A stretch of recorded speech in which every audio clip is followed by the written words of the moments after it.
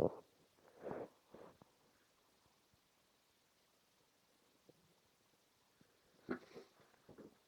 you go, this is my modelling bench, and as you can see, we've been invaded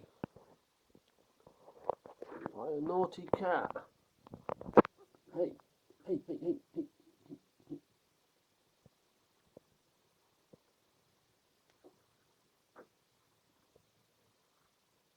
You can't use that as a bed. Am I supposed to watch videos? Hey, hey, how am I supposed to watch videos, you little monkey?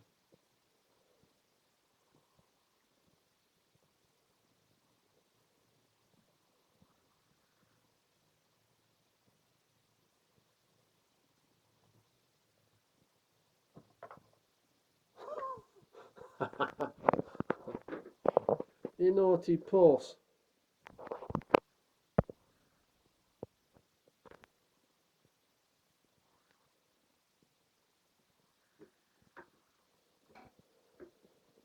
Oh well, back to what I was actually doing. I'm just doing a bit of tidying up with modelling.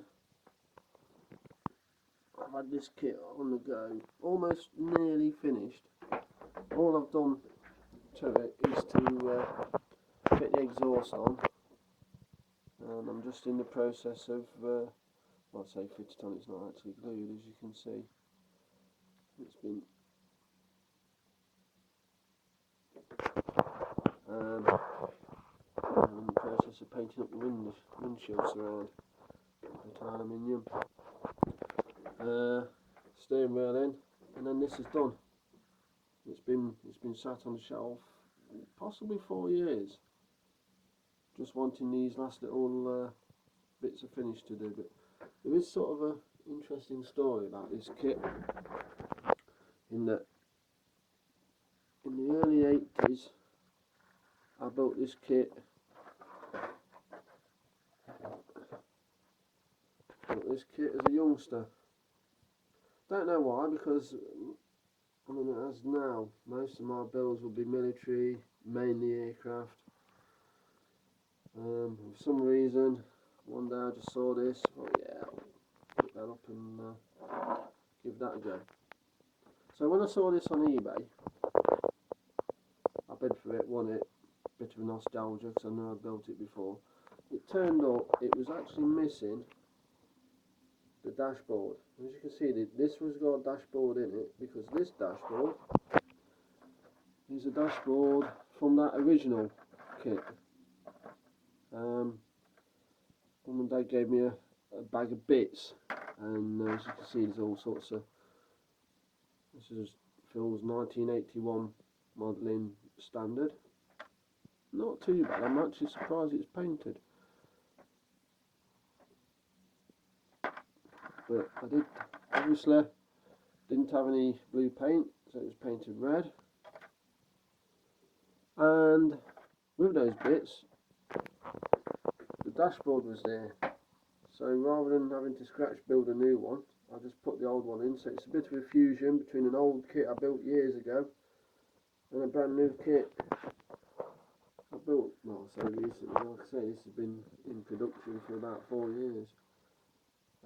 One other thing I've done, simply built it, painted it all out of the box, apart from, if you can see this, the headlights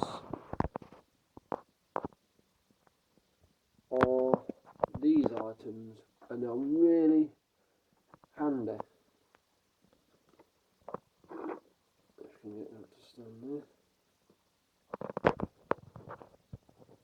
There we go, little lenses from Modelling Tools. They used to be called, I've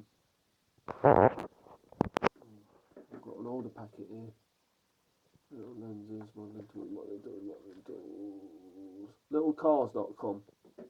If you've ever been to a model show, you've probably seen they sell all sorts of wires, glue, you name it, all sorts of handy little bits and bobs for modelling, and kits and airbrushes. And the fellow, one of the fellows that run it, Paul, is about 6.5 foot tall, white hair. You can't miss him. and so it's pretty distinctive. And like I say, I've got these at this size simply because they've got some movement.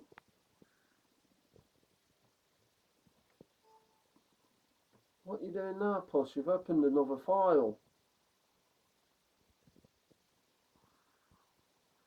The reason she's up there is because the chair I'm sitting on at the minute, she considers this, she considers to be her chair. So because I'm sat in it, I'm not usually here in the day, and she's got the run of the place, she's getting a bit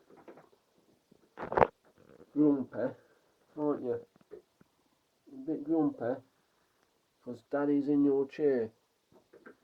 I've even bought in another one. And she jumps in this, I'll lean forward and she'll jump in there behind me. I bought that one, stick her on that, and she just sits on, as soon as I come sort of this close, she just jumps across and then sticks her claws in my backside trying to get me out. Which is, you know, painful, to be fair. What was I on about? The lenses, yeah. And then I bought, you can get all different sizes. And what these are really nice for is I've used, they make brilliant landing lights. You just, it's got one in there. Let's see if this focuses. That's a single one in there. The lens cover's not actually the clearest. Maybe wants a bit more clear on it.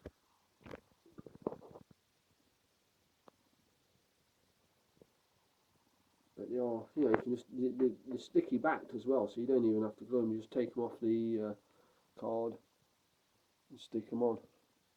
So pretty easy to use and pretty effective for it.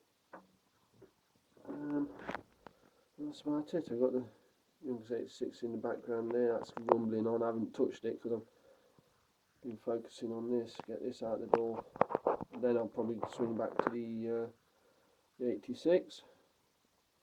Get the 86 done, and maybe I can think about opening a new kit. So there might be something else in the background, in the part line. Probably one of these. And out of all these, to be quite honest with you, the sock with pup is maybe the one I'll start next. Or I might build it because it's a brand new tool airfix kit. It should go together nice. Shouldn't need any aftermarket or anything like that or any improvements. I've seen one built in a magazine, look very nice. Just rigging really. I've got all the paints I need and everything, so I could just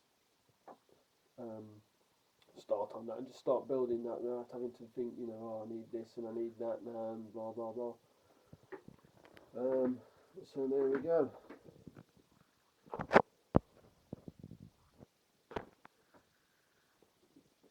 So on that note, I keep forgetting about this every time I put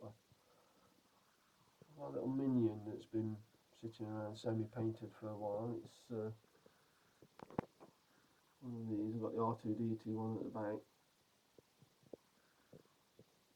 and this is just like, you know, it's basically just painting, and that's the reason. One of the reasons I bought it, and my wife's a bit of a minion. I think a lot of people are actually minion fans. So this is this might make an appearance in the next video because all it wants is painting and his hands sticking on. So that's that. That's about everything. So I'm going to sign off. Try and upload this by shifting the grumpy cat off my computer.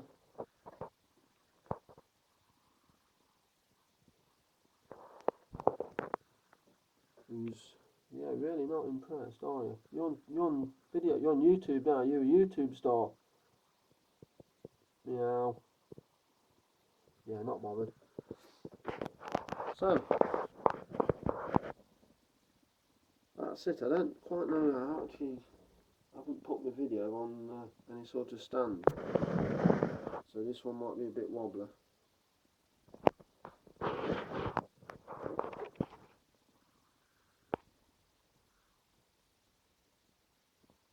And with that,